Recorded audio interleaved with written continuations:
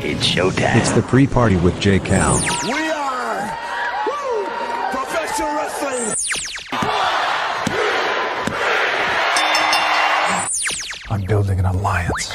You are tuned into the absolute top of the mountain, the ultimate professional wrestling. Alliance-Wrestling.com. What is up, everybody? This is the pre-party presentation of Alliance-Wrestling.com, your number one source for news and information for the National Wrestling Alliance.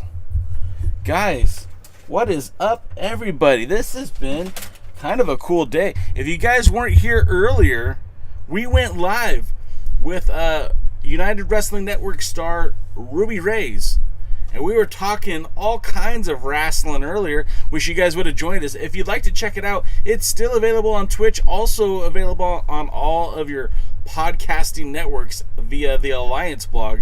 Just check it out. It's all over the place. And yeah, man, what a fun day.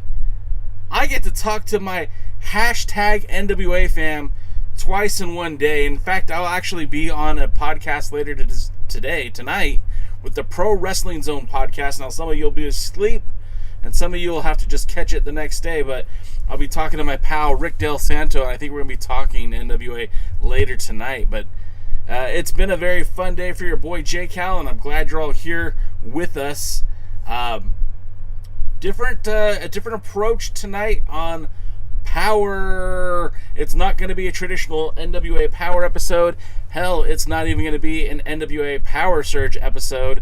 It is going to be like essentially a recap of what they've been releasing on YouTube, which was the Race for the Chase. They're calling it the Race for the Chase trilogy, with some behind the scenes, never before released exclusive content just for their fight audience. So that should be fun. If you guys are so excited about the NWA 73rd anniversary, if you're excited about the Empower pay-per-view, that's the video that's going to get us there. Of course, there's one more week before the pay-per-view, so I'm not sure what they're going to present next week. They might just be it might just be dead air for all I know, right? It could really be anything. But I'm proud of you guys for showing up on a Tuesday to talk NWA, and yeah, it's been a lot of a blast. Again, talking so much wrestling, and it's so much fun again to talk with you guys about that.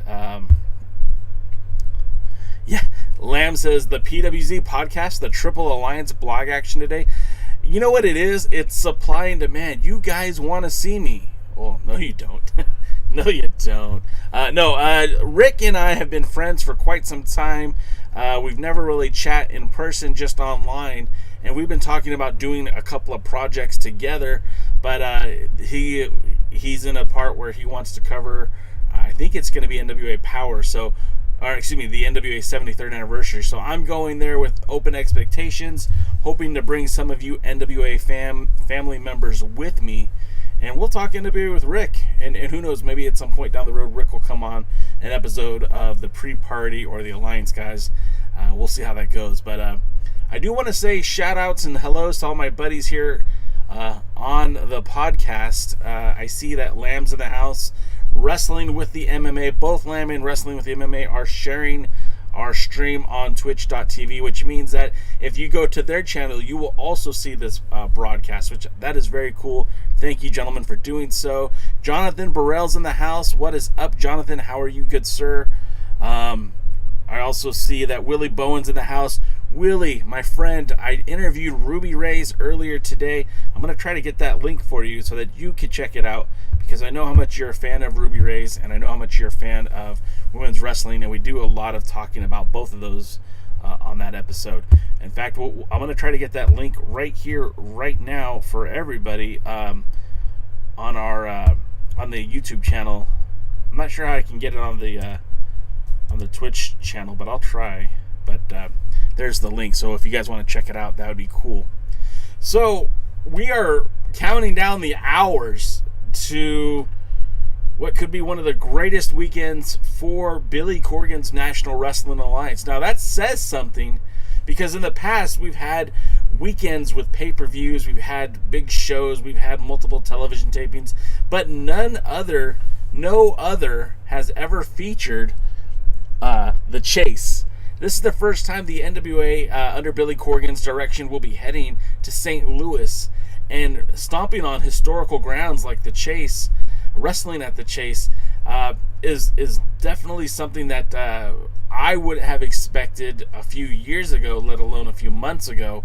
But here we are. The NWA is breaking ground in St. Louis, and this will mark the fourth historical city that the National Wrestling Alliance has been to under the direction of Billy Corgan. Lamb wants to point out that they just purchased the original Burke, so that's a good start for the NWA this week. Absolutely. I think it is incredible that Billy Corgan has such a piece of NWA wrestling history. Now, not just the NWA, I mean, it is, in fact, wrestling history. The Burke was the first, nationally recognized women's world championship. Hey, Rick, we were just talking about you a minute ago. Thanks for coming in on the show. We'll be joining Rick later tonight. Rick, if you want, post a link in the comments, and I'll make sure to post that all around, too, for the podcast later this evening. But yes, it is bringing that Burke title to the National Wrestling Alliance it does a couple of things, right? Certainly the legitimacy is there. The NWA, as our good friend Doc Stinson will say, is the only linear wrestling promotion with dates back to 1948, and if you believe Jeff Jarrett, in 1905. And that the correlation for the National Wrestling Association and the National Wrestling Alliance has been linked together so closely that most people just assume they're the same thing. But that correlation, that history has never died. It's never been stopped. It never rebooted itself or restarted. Sure, there's been different changes in ownership and leadership throughout the years, but the NWA as a wrestling promotion itself has been congruent since 1948. So to see that a piece of history come back into the hands of the NWA, that's pretty damn cool. And I can't even lie, that's one of the coolest things that Billy Corgan's done. Now, if that goes into some sort of museum, or maybe the NWA creates a Hall of Fame or something down the road, it's certainly historic and it's pretty cool.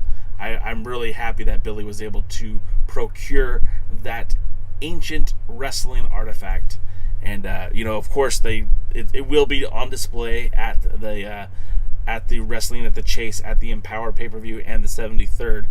But real quick, let's talk about the 73rd anniversary, because we actually got a couple of match announcements. Now we know that James Storm, the Cowboy, is returning to the National Wrestling Alliance after almost an entire year of being in sabbatical. The last time we saw James Storm in an NWA ring, he was partnered with Eli Drake, or L.A. Knight.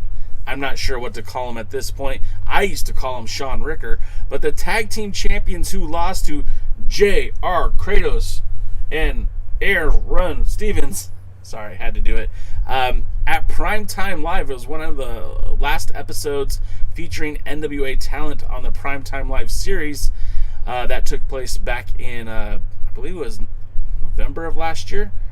And so that title changed hands, and James Storm had never been seen from again. We know he popped up in Impact Wrestling, but never in an NWA ring.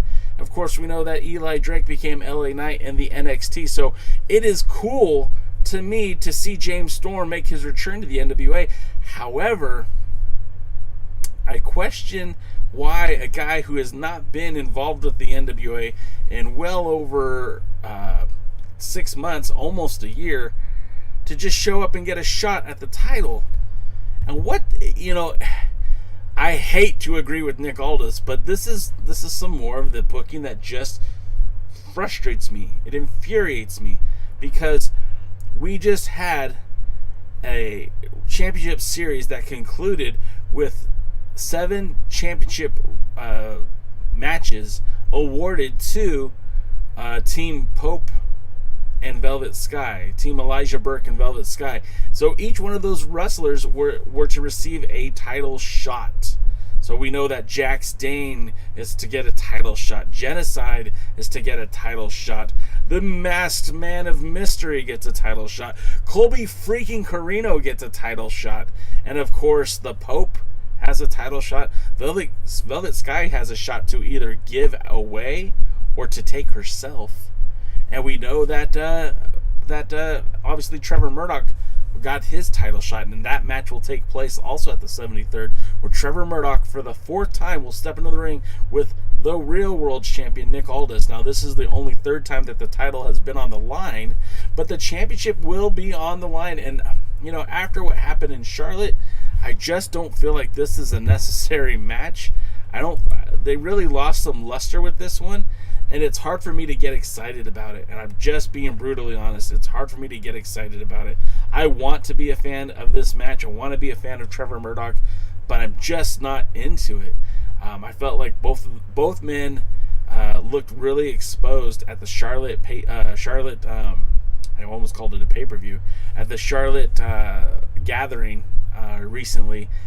And then furthermore, when I saw Nick Aldis wrestle Stephen Bonner over the weekend, the match itself, a lot of stalling, a lot of slow movements, not really befitting the world's heavyweight champion who used to work, 4 days a month or 5 days a month, defending that 10 pounds of gold all across the world, not just this country, but the world. And I'm not feeling this main event. Now, maybe they can convince me otherwise with this package that they released today on Fight. Maybe I will fall in love with a match idea because it'll be at the Chase, because it'll be at the place where Harley Race defended that title against the likes of Dusty Rhodes and Ric Flair and Jack Briscoe. Maybe I'll get excited and emotionally invested because that was the house that Harley Race helped to build. But I gotta be honest, I'm just not feeling it. In fact, if anything, I'm not super excited about that match. I'm not super excited about Adonis and Storm. I do like the tag team pairing that we're getting, Kratos and Stevens versus La Rebellion. La Rebellion was actually building towards something with Stevens and Kratos. We saw that kind of explode during that 6-man tag where Kratos and Stevens were on opposite sides of a 6-man tag match, and La Rebellion came out and attacked the tag team champions and disparaged them, said that they were making a mockery of the matches of professional wrestling. So I kind of feel like that was fitting. Now, before we get to the women's card, I see a lot of your guys' comments here on the chat, so let's get to it. Willie Bowen says that he loves Ruby Reyes, the Viperess, Genocide, and Camille. Willie Bowen also loves Allison Kay, who has been added to the pay-per-view, but we'll talk about that momentarily. Lamb says the original Burke and the original ring bell at the Chase. Wow. Yeah, I mean, it's pretty historic, and I think that's pretty cool, too. I'm not going to lie. I will tell you when I think Billy is messing up, and I think I'll tell you when Billy's doing well, and I think bringing these historical pieces to the Chase, I think that's awesome and should add a little bit more extra to the event. Sean Mega says, go La Rebellion. Can't blame you with that one. I mean, Mecha Wolf and Beastia 666 are probably... I don't see enough of them in the NWA as it is. I would like to see more of them, but they've been probably the most over tag team. I don't want to say over. I mean, they've only had a few matches, but they've looked really good in their matches. Willie Bowen says, what's up to Sean Mega? I didn't really need to read that, but what's up, Sean Mega? Doty says that Billy needs to acquire the Orville Browns belt to be showed at the 73rd too. I mean, if he could find it, right? Some of these treasures are just gone. You guys have to understand that, under the wrong set of circumstances, these trinkets of history can disappear very easily. Who knows where that belt is, if it's even still exists. Lamb says Storm hit 1,000 matches in Impact, so he makes himself a legend. Storm can pull out a Goldberg and come back and get a title shot. All right, Lamb. Lamb's making a case that James Storm, with his 1,000th match, is allowed to come back. Okay, fair enough. Is that part of the forbidden door? Did Impact open up the door for the NWA to bring Storm back in? What are your thoughts? Lamb also says that the Adonis national title runs are so wasted, and people say WWE dropped the ball with him. You know, what I will say about this is I don't fault the man. I don't fault Chris Adonis, Chris Mordertsky. I think he's a good dude. I think he just got in a bad position. I think Billy had bigger ambitions for him and that title. I just don't think anything's come to fruition yet. So I wouldn't be surprised if he drops the belt, but I wouldn't be surprised if he holds on to it just the same. Sean Mega agrees with me that Aldis is looking out of shape. And, like, look, you guys, don't get me wrong. I'm not saying that Aldis is out of shape. He looks like a Greek god. The dude's built like a monster. But there's a difference in being able to run the ropes and wrestle a match and looking like an Olympic bodybuilder. Aldis is looking svelte. He's got guns. He's got six packs. He's got abs in places I don't even know existed. But he just looks very winded in the ring. And that's not a good sign. You know, I'm not predicting a 60-man Broadway between Trevor Murdoch and Nick Aldis, but it needs to go at least a good 20 or 30 minutes, right? Would you be satisfied with a match that has a 6-minute time limit? I mean, it's not Power. This is a pay-per-view. People are paying good money to see this. And I think if you come up to the show with anything less than the best, people are going to be disappointed. And if Aldis isn't in his best shape, and if Trevor isn't in his best shape, and these guys are huffing and puffing in the corner, I don't know. It doesn't spell success to me. Lamb says, are there fans who are excited for Aldis and Murdoch 3? There is. Absolutely there is. Lamb, there is a big fan base for both men, and I think if they can deliver on that match, I mean, I'll celebrate it too. Willie Bowen says Trevor Murdoch isn't exactly Mr. Universe either. And that's the thing. I'm not looking for Mr. Universe. I'm looking for a guy that can give me 20 minutes in a match without looking like he's going to throw up. Dodie says he hopes La Rebellion wins so we have a real tag team with the tag titles. And that, my friends, is the absolute truth. Having a real tag team might make all the difference. And that's not to disparage Stevens or Kratos. It just, again, it doesn't feel like they were set up for success. Jonathan Burrell says, I think that James Storm is fine because he's coming in as a hot free agent. As long as Adonis wins it, it will promote the title, which really needs some prestige again after it's least, as it is the least important title. I have to agree with you, Jonathan. I think if they want that title to mean something, they're going to have to make it mean something, because any prestige that was associated with the title prior to Chris Adonis has been tossed out the window. It needs to be showcased. It needs to be built back up again. So I'm all for that. Goose Hudson, welcome to the show, Goose. I have not seen you on the show before, so thanks for checking it out. If you like this show, guys, make sure you give us a thumbs up, subscribe, follow. We do appreciate it. It helps us on the YouTube and the Twitch algorithm, but more so than that, it helps connect this wonderful NWA family to its greatest parts. So if you're a fan of the NWA, we talk NWA. Let's make some magic happen. Goose says he's sure that the Pope, Elijah Burke, is happy that his great-grandmother is getting the recognition she deserves. Nicely done. Nicely done, Goose. Kudos to you, sir. Dodie's that was good, Goose. You made me laugh. Dodie says, meanwhile, I hope Aaron and Kratos break up. Kratos becomes the monster heel, and Aaron returns to his goofy heel gimmick. We need Tropical Pirate Season 2. That's right. Goose, I appreciate it. You're welcome to goof around, man. That's what we do here. We have fun. Every Tuesday before the actual NWA Power Show, we do this pre-party. It's 2 o'clock Pacific, 5 o'clock Eastern, and we just talk NWA, man. A bunch of guys with friends. There's some females from time to time. We just talk wrestling, man, and we have a good time doing it. Dodie says Aldis versus Murdoch should be a 2 out of 3 falls, or else we riot. I mean, I don't know if they have the conditioning to handle that, honestly. Goose says it might have to do with the tapings taking place over the course of 2 days. Might have been worn out at the very end of it. I'm sure they'll bring it for the pay-per-view. Lamb says, let's bring back the Rock and Roll Express to win number 11, or is it 10? I think it's 11, but who knows at this point. Sean says the NWA should use this used NWA 73rd and its spotlight to create new stars. La Rebellion and Mims should win the Battle Royal. That's a bold prediction, Sean, but you might not be wrong. You might be onto something. I mean, La Rebellion winning the tag titles, that would be my choice as well, but Mims winning the Battle Royal, brother, you might be onto something. Lamb says we need the rock and roll back so Jay can wear his Rock and Roll Express merchandise. I still have it here. I'm probably going to give this away when we hit like 500 subscribers. I'm probably going to give this beauty away because I know there's somebody out there who would appreciate it far more than I would. I tried to give it to Kevin Frazier of the Alliance Guys podcast, and he turned it down. Willie Bowen says Eli Drake should return to the NWA Power. I mean, that's not going to happen. No, it's just not going to happen. If he got released, maybe, but I don't see that happening. Hey, Jimmy LB's in the house. What's up, Jimbo?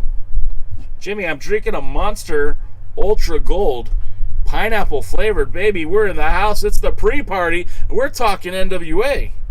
And what we're about to talk about is something I've been working on, and I was holding off on putting it out because I really wanted to do this.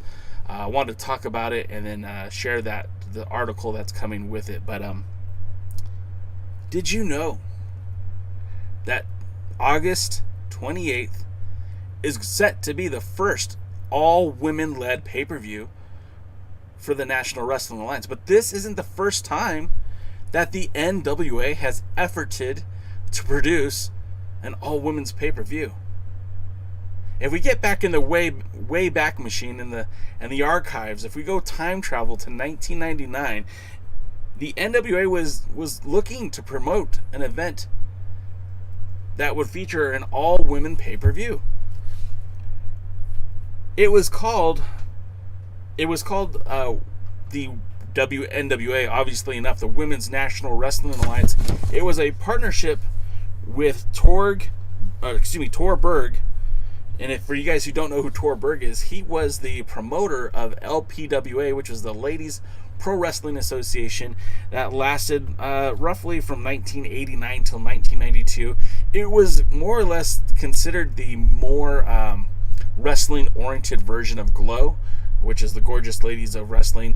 That also was around from the 80s. I believe it was like 86 to around 1992. Both promotions closed about the same time. And so Torberg was partnering with the NWA to produce an event that would, again, showcase women's professional wrestling. They had an agreement set in place with the Viewer's Choice pay-per-view provider, where they were going to do bi-monthly all-women pay-per-views. The first one was going to be titled Super Ladies Untamed, but of course that event never took place. Torberg said in the 1999 press release that this has been a real difficult time, let's start that again. This has been really difficult to set up because even though professional wrestling popularity is at an all-time high, a double standard kicks in when you mention an all-women event. Programmers like a sprinkling of women in men's events, but then they shy away from an all-women's event. Women programmers think that the women are being taken advantage of. No one bothers to ask the performers in the ring. And male programmers think that their wives, sisters, girlfriends, etc. should be doing women kind of things and not throwing each other around the ring. Once again, no one has taken the time to ask the wrestlers what they think. Fortunately for us, Viewer's Choice has liberated their programming department, and agreement could be reached directly with them without much difficulty. That was in 1999, guys. Misogyny be dead, that was in 1999, and they were trying to get a women's pay-per-view, and the reasons why they couldn't is because men programmers thought that women should be in the kitchen doing women things. Holy shit.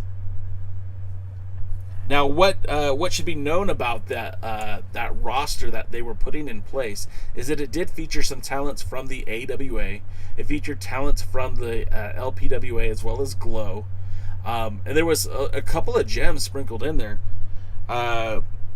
they were going to use Susan Sexton, Bambi, Cheryl Russa, Amy Action, Rhea Riot, the 1998 Female Rookie of the Year, and who would go on to hold the NWA World's Heavyweight Championship, Strawberry Fields, Jan Flame, Hollywood from Glow, the legendary Sherry Martel, but the biggest name that was connected to this pay-per-view was none other than the woman who was announced to be part of the Invitational Battle Royal, and I'm talking about Debbie Malinko.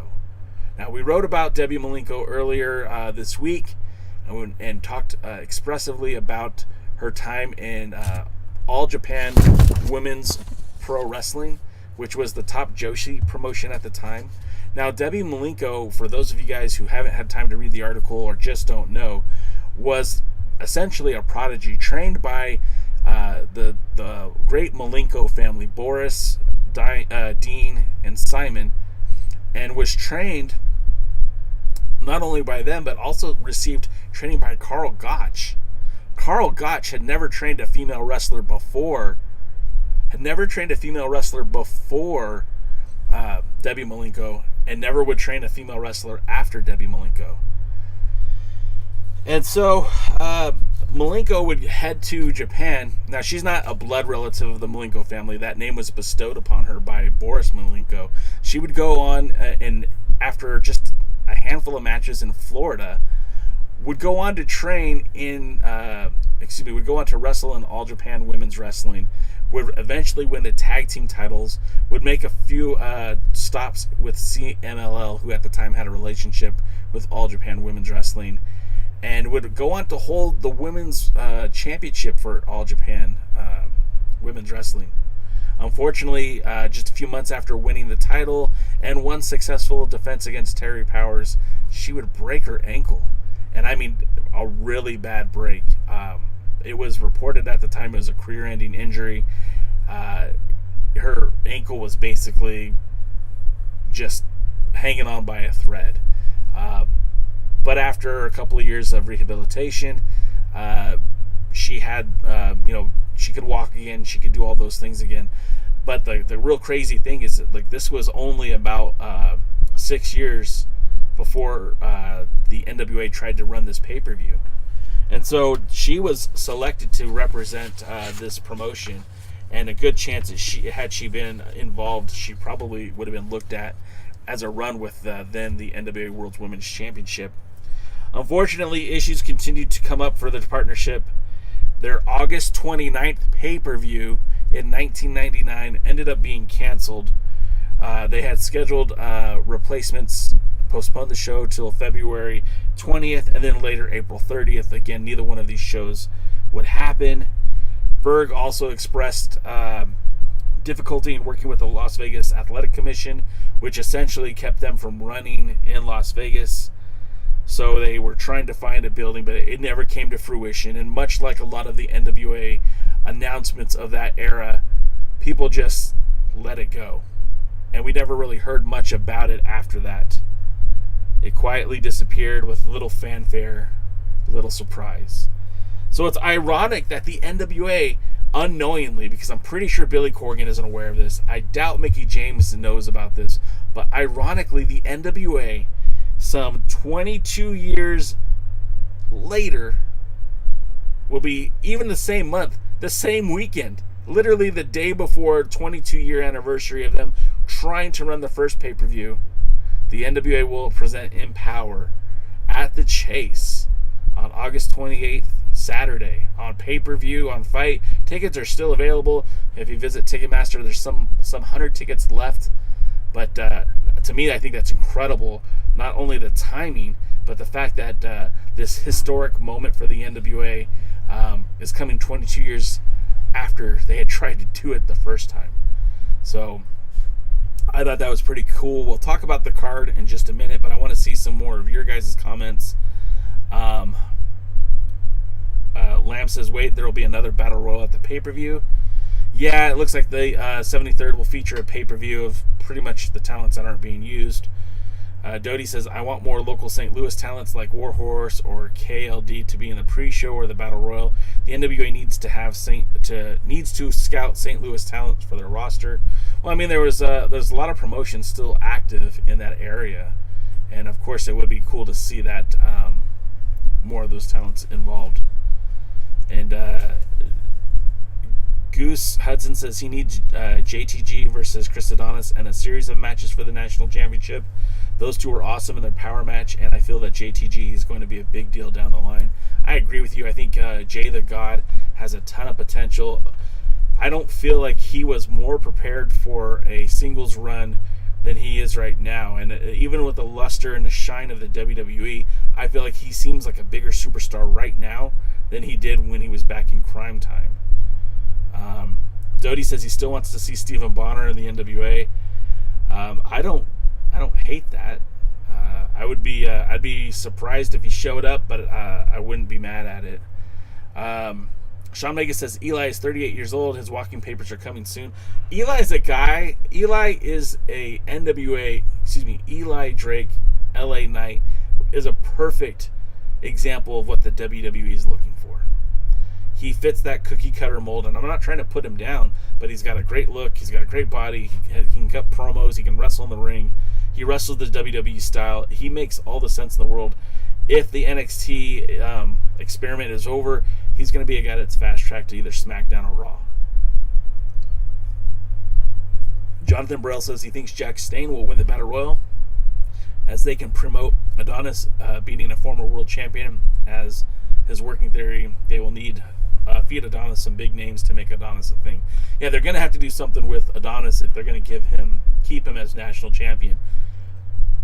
Because let's be honest, he has done absolutely zero with that title. In fact, he's done more harm to the belt with the storylines that they've given him, having him abdicate the title so that he could challenge or be a part of the Battle Royal for the World's Heavyweight Championship. Certainly did more to devalue the title than add value to it. And he's only defended it twice, once against an injured Trevor Murdoch, and again against JTG actually that wasn't even a title match, that was just the finals. So again, he really has only defended it one time. Jonathan Burrell says Al Snow always says your biggest name should be the champ rather than your best wrestler, Hulk Hogan, which that's completely fine. Who's the biggest name in the NWA today? I don't think anyone's bigger than Adonis. I don't think anyone's bigger than Aldis. But some of the charm that Ric Flair had chasing that title so many times and winning that title so many times is that he wasn't champion the entire time, and he had to chase the title and he had to defend the title, and that's what made compelling storylines. Aldis hasn't been in a position where he had to chase the title since 2018. If he were to lose the title to Trevor Murdoch, ultimately, right off the bat, it gets a little bit more refreshing because now you have an Aldis who would have to chase for that title. He would have to go through the ranks. And I think that in and of itself will be more compelling and more interesting than what's been presented so far. Shawn Mega says that the EMPOWERRR show is having trouble selling tickets for a Saturday show. That's not a good indicator for pay-per-view sales. I think that ticket sales have been up, actually, and I see that Doty mentioned that as well. But it's an 800-seat venue, and if they can get 700 seats, I don't think anyone would be complaining about that whatsoever. I think that's a good sell for an all-women's pay-per-view, and apparently I don't have any numbers from Fight, but from what I hear, the NWA is happy with the tickets or the pay-per-view sales that they're getting. So we'll see. Willie Bowen says that he remembers the LPWA. He had a huge crush on Terry Powers and the lady wrestler Reggie Bennett and Medusa Maselli. I'm not familiar with either with Reggie Bennett, but we know Terry Powers would later become Tori on WWE programming, and of course Medusa. We all know Medusa. Jonathan Burrell says Eli is also only 6'1", so yeah, not long for that universe. I disagree with both you guys. I think Eli is perfect for that universe. Sting wasn't 6'4". Sting was about 6'1", 6'2", so I don't see that being an issue. Doty brings up there's only 94 EMPOWERRR tickets left, so again, that's not bad numbers at all. Willie Bowen also brings up that Genocide versus Camille would be a great match. I mean, we saw that match already. It was not for the title, but we did see Genocide versus Camille, and it was a fun bout. But I think both of them could benefit from working some other talent in the time being. Now, when we look at that Empower card that's set for August the 28th, we see Layla Hirsch from AEW coming to the NWA to challenge Camille the Brickhouse for that Burke. We have that Women's Invitational Battle Royal. We had one more name added to the list of competitors for the Battle Royal. We're still waiting on number 10. But, I mean, the list is starting to come together. You have Thunder Kitty, who is the most recent announced, Masha Slamovich, Genocide with Taryn Terrell, Bianca Corelli, who, again, is the daughter of Santino Marella, Debbie Malinko, that's my pick, Lady Frost, Tootie Lynn Ramsey, Jamie Senegal, and Chelsea Green. Now, that 10th spot could be, oh gosh, now I'm forgetting her name. Kenzie Page, because they haven't announced a match for her yet. Of course, they haven't announced a match yet for Kylie Ray at Empower, so it could potentially be her. And then for the tag team tournament, we have 3 teams now announced. We're still waiting on team number 4. We have Sahara 7 and Renee Michelle. Also, Marty Bell, returning Marty Bell, and Allison Kay, known as Team Hex. And then Red Velvet and Keelan King. Now, Red Velvet we know from AEW, so we're seeing some influx of talent from Ring of Honor, AEW, Impact, and of course, Deanna Purrazzo defends her Women's Knockout Championship against Melina. So, I mean, that card is really starting to come together. We don't, again, have matches yet for Kylie Ray or Kenzie Page, but that could change, before this podcast is over. We might have announcements now, or they could even announce them during the Race to the Chase content that they're producing tonight on Fight TV. So we'll have to wait and see how that goes. But I think that's really telling that the women's pay-per-view is doing pretty good business. With 94 tickets remaining. And, they do have some superstars on there. I mean, Deanna Purrazzo just won the Reina de Reinas championship in AAA, their women's championship. So she's now somewhat of a belt collector. And then, of course, the winner of the women's Invitational Battle Royal will go on to face whoever's holding the 10 pounds of gold at the end of the night from Empower. They'll go to the 73rd anniversary. Doty would like to see the NWA sign Debbie Malinko, Tootie Lynn, Masha, and Thunder Kitty for their women roster. And I think, with the NWA, and we've expressed this quite often, their model is not to sign all the free agent talents. Their model is more to showcase a carousel of talent that comes in and goes as they please. When they first kicked off Empower, when they kicked off Power, that's what Billy Corgan had envisioned. He really never looked for long-term deals for these guys. And honestly, as the company is still in its very much in its infancy stage, and yes, it's still in its infancy stage, even though the company is a 73-year-old brand, and that the NWA has been around since under Billy Corgan since late 2017. It's still fairly early for this company, so for them to lock people under contract, yes, they will lock guys like Nick Aldis under contract, and hopefully they lock guys like the Pope and Chris Adonis and their title holders, but I don't foresee them signing a bunch of people after this show. Now, if they invite these folks to come back to Atlanta to take part of the NWA Power as it goes forward, that'd be great.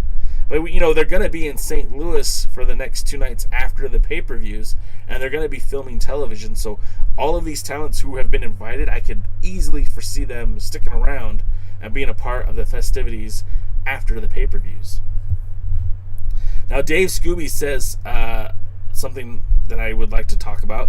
Even if Murdoch wins and holds the 10 pounds of gold for one set of tapings, which equals maybe 10 weeks of Power, and a few specials peppered in, it would freshen things up, in my opinion, and give the 10 pounds of gold a reset challenger-wise. 100% agreed. I don't want people to think that I hate Nick Aldis, because a lot of you think I do hate Nick Aldis.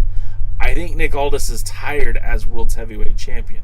I think he has nothing more to gain as being World's Heavyweight Champion. 1,000 days have come and 1,000 days have gone. And if we're going to celebrate that ridiculous number, even though he's only defended the title 5 times in the last year, and he's only about 5 times this year, we have to acknowledge the fact that what more can he do? Well, what can he do? If he holds it for another 1,000 days? I mean, I'm not impressed by these numbers, these total days of holding the championship, because I feel like, Nick Aldis did more as World's Heavyweight Champion. In his first run, he did more to help grow that NWA initially in that first run than he's done in his second run. And that first run really only lasted from December 9th, 2017 till September 1st, 2018 at All In. So again, I'm not overly excited about Nick Aldis's having these totally infinite title reign days. I would rather see him drop the belt and freshen things up. But that's not to say he's not a complete performer, complete wrestler. He's a total package. The guy can wrestle in the ring. Of course, his promos are money. He looks like $1 million. There's so many things you could say positively about Nick Aldis. What I'm saying is I would much rather see him in the chase and be in the hunt for the title than try to fight off the competition. At this point, he has nothing to gain. But the brand is starting to, I think, suffer because of it. That's my 2 cents. Jonathan Burrell says the reason for the 6'1" comment is that there are rumors that Vince wants a minimum of 6'2" and under 30 years for NXT. So unless he wants to make it to Raw or SmackDown, he could be in trouble. I think Eli Drake, LA Knight, Sean Ricker, he's a team player. I think he'll go where they want him to go. I think he's happy performing and wrestling for money, and I think he'll do whatever they need him to do. I don't think he's the kind of guy that is willing to, jump back into the indies. I don't think that's where he wants to be. Willie says Tiffany Rocks and another women's champion. I remember Tiffany Rocks. I haven't seen her wrestle in a while. If you want to look back in the last few years, I mean, there was, looking at the women, there's Santana Garrett, who's recently been released by the WWE. There's Barbie Hayden, who I think she's more or less done with professional wrestling. There's Amber O'Neal. There is Tasha Simone, Casey Carlisle. I think Tasha might be done with her in-ring competition. I know Casey is still active in the Northeast. She holds a bunch of wrestling titles. There was a couple others whose names are kind of escaping me right now, but that's a good list to start off with if they wanted to invite some more women from the past, from the NWA's historic past, to showcase on the pay-per-view. But I don't think they're going to do that. I feel like maybe that is not in the cards for the NWA and its pay-per-view that's coming up. So yeah, I mean, again, things are starting to line up for the NWA. This pay-per-view, there's 2 of them back-to-back. There's going to be 2 days of television tapings. And, of course, we're kind of sitting here waiting what's next. What are you guys excited about? What are you hoping for? With the Billy Corgan's announcements for the card, again, that can be found at youtube.com. We're also, I started to put it up today on the Alliance page, but I just got a little bit busy doing some interviews and stuff. But we'll see how things tend to go. I see Dave Scooby says Aldis really has to build up some contenders. Therefore, chasing the belt and working with others to do would help build future challengers for down the line. The thing about Aldis, and I'm not saying that he's selfish, because I've seen him put over people, right? He's definitely put over some guys, and I think once the title is off of him, he has the ability to do a lot more in the ring. He could put people over in ways he can't right now. As a world champion, he can't take a loss to Jordan Clearwater in an exhibition match, because then that means Jordan Clearwater should get a shot at the title, and you can't do that. But if Aldis is going to be a role player after this pay-per-view and help build that the next challenger, then yeah, he has an opportunity to go and start wrestling against guys like Jordan Clearwater or Paro or Odinson or whoever that they really want to build up. I mean, hell, you could do a best of 7 series with Crimson, and both of those guys would benefit from the shine and the rub, all the while giving the NWA an opportunity to build around Trevor Murdoch or whomever is supposed to be next for Trevor Murdoch. Fiona's in the house. What's up, Fiona? Jimmy says, it feels like Aldis is more concerned with attaining a record for holding the title than what's best next for the 10-pound scene.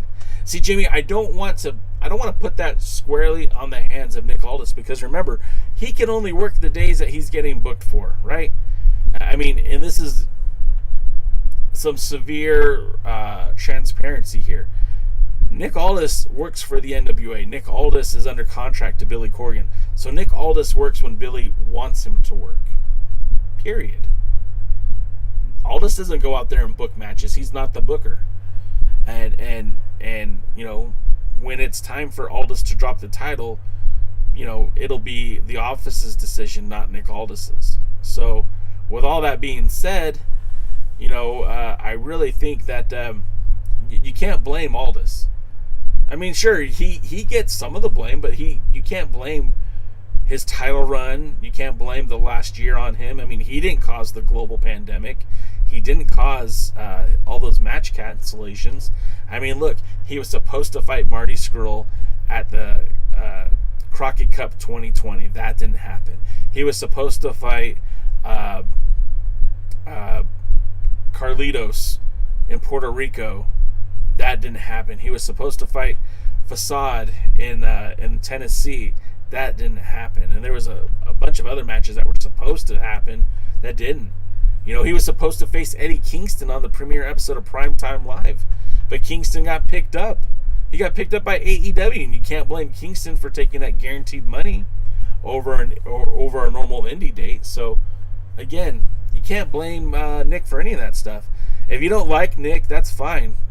Sometimes I don't like him, but you can't blame him from the perils of the 10 pounds of gold and its lack of defenses. I think Nick is doing the best job that he can do. Jonathan Burrell says, I think we need at least 2 or 3 champions before Aldis gets it back. I feel Murdoch could drop it to Latimer, Crimson, Danes, or JTG. They are only the guys I see him being in the main event. I see a severe lack of Elijah Burke in that list, Jonathan Burrell. And Fiona, that's okay. You're here. This is all volunteer. You're not forced to be here, but we do appreciate you being here. Dodie says, I wish Wrestling at the Chase will bring a fresh air to the NWA. It still might. I think it will. For all the criticism that I'm giving the NWA about this pay-per-view, about the match build-up and everything else, I do feel like this is going to be a big thing for the NWA. And if done correctly, could really help bring the brand... Oops. Sorry about that. Oh, there we go. That's what happens when you push the wrong button. I really feel like it could bring something special to the brand. I really think it's going to help grow the brand. You know, I said this offline to a pal of mine that the NWA can't survive on that NWA fam alone. They need to have people come out there and support the brand. They need to grow the audience. So going to St. Louis, being in Atlanta, being in Charlotte, being in Nashville, being in these places where the NWA is meaningful and has value will only help the NWA if they continue to grow the brand. I'm not saying that Race for the Chase should replace the Power tapings, but what if they did more tapings in St. Louis? I think at the end of the day that would do a lot to help that brand. So we'll see how that goes. We'll see how that benefits. With that, more comments. Willie Bowen says, I'd rather see Nick Aldis drop the 10 pounds of gold to Thomas Latimer, Jack Stane, or even bring Royce back. Jack Stane is by far one of my favorite talents involved with this modern incarnation of the National Wrestling Alliance, but I think it's naive to think that he's anywhere near the 10 pounds of gold. I would certainly love to see him get an opportunity to hold a championship belt for the NWA once again. I just don't know if it's going to happen.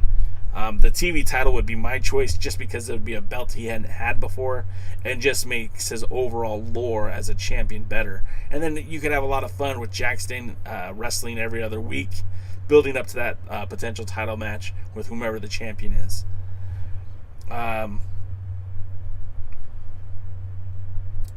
Dave Scooby says, I hope that there's some reps from the WLW at 73rd. I think it would be great. I think it would be great to have some of the guys from WLW be there, maybe even be part of the Battle Royal. I know they haven't listed all the names yet, so maybe that's where they can fit in. Willie says Royce Isaac or Tom Latimer are the guys that Aldis could drop the 10 pounds of gold to. Well, I don't think you're going to see Royce Isaacs. He seems to be, number one, not involved with the NWA at all at this point. And two, he's wrestling as a tag team as the Wrecking Crew, and they're working for the New Japan Strong shows currently. So I don't think you're going to see much of Royce Isaacs. But Tom Latimer's a guy whose name you hear a lot, and I do believe he might be the future of the NWA if Nick Aldis decides to step away for some time. And Jonathan Burrell, good. I'm glad your dyslexia got the best of you, because Elijah Burke, to me, if this match wasn't already set to be Trevor Murdoch versus Nick Aldis, that's the match I think that makes the most sense. There's no one more over on the roster than Elijah Burke. He definitely has all 5 tools. He has the look, he can wrestle, he can cut the promos, he can draw you in, and he's not a bum. Jimmy said either would be great, to be honest. And Jimmy says the way Jax is getting booked, he's nowhere near it. And that's sad, but Jax, I mean, look, Jax is in the role that it makes the most sense for the NWA. Putting him in a dominant tag team with Crimson makes a ton of sense to me, but that's me. And unfortunately, that's not Billy. Billy has his own vision, and that's what we're paying for. That's what we're watching. And there's nothing wrong with that. I would book Jax differently, but you know who books Jax the way I like is SWE Fury. So if I'm a huge Jax Dane fan, maybe I'm going to go start watching SWE Fury, where Jax Dane is the Texas heavyweight champion. I mean, you have options. This is all a volunteer basis. No one is forcing you to watch the NWA. No one's forcing you to watch WWE. No one's forcing you to watch AEW. There is so much wrestling out there right now. Like on September the 1st, I'm going to fly to Atlanta to be a part of the Championship Wrestling from Atlanta television tapings. And I know that Chris Dickinson's going to be there. And I know that the Bodega is going to be there. And I know that the tag team formerly known as the Ascension will be there. And I think there's a lot of exciting things happening at that Atlanta show that I want to be a part of. And I want to see history be made watching that show happen from center stage. And I think this is huge for pro wrestling. And I'm not just saying the Atlanta show, but wrestling in general. How many good promotions can you think of? How many hours a week are you watching pro wrestling? Hell, New Japan Strong is coming to my backyard in Riverside, California in November. And they're coming in November to a venue that NXT used to run. So whatever happens with Vince and the World Wrestling Entertainment and NXT, somebody's already picked up that spot. NXT was coming to Riverside 2 times a year prior to the pandemic, and now New Japan is filling that spot. It goes to show you that the world is changing, guys. Wrestling is changing. It's not just one or the other. And the fact that you're seeing talent from all over the world in AEW, in Impact, in New Japan Strong, in United Wrestling Network, in the NWA. I mean, you don't have to just pick one. And if you want to pick one, that's cool. There's so many different options. There really isn't a bad answer. So with that being said, I want you guys to all take a look at the new NWA Alliance T-Shirt. It is available now on our shop zone. If you want to be a part of this Alliance blog, you want to represent the television title in such a way that would make our good pal Tyrus proud. We are now selling the Alliance blog T-shirt. You could get yours $24. I think, now I can't remember the price. You'll have to go to the shop, alliance-wrestling.com, to get the price on it. I goofed and I don't know it off the top of my head. Oh wait, yes I do. Here it is. I'm pulling it up right now. Yours for the price of $24. I think it's a lovely shirt, and I think you would all look handsome in it. Fiona would look beautiful in it. I'll say that. And so that's going to wrap it up, guys, because we've done 59 minutes of NWA talk. And I do appreciate each and every one of you for being here today. Again, I also did do this interview with Raze earlier today. If you guys want to know about one of the coolest people in the in SoCal wrestling, someone that should have been a part of the EMPOWERRR pay-per-view, I did talk to Raze today. That link is now live in the chat, and also I'll put it in the description for the podcast on YouTube. But that's going to wrap it up, guys. I do really appreciate you one and all being here. If you enjoy the show, again, that thumbs up would mean the world to us. That subscribe button on YouTube and on Twitch also means a lot to us. If you want to hit that follow, like, subscribe, all these good things, it helps us grow the brand. It helps us grow this family, and we certainly do appreciate that. Like I said, if you want to financially support us, you get a shirt like this one, or you get a hat like this one. Again, on that merch zone, that would be a lot of fun, and I would appreciate you doing that. The great Hisa shows up just to say hi and bye. Hi and bye. Also, you can follow us on all social media at the Alliance Blog. That's Tumblr, TikTok, Facebook, Twitter, Instagram, and of course, you're watching us on YouTube and or Twitch.tv. And we do appreciate you guys. I will be back later tonight with the Pro Wrestling Zone podcast. I'm not sure if that's a live interview or not. If it is, I'll make sure you guys see the links, and we'll share them on social media. But until next time, my friends, my family, we'll see you at the matches. And I'm literally getting to go to matches soon, so I'm looking forward to it. Have a good night. We'll see you soon.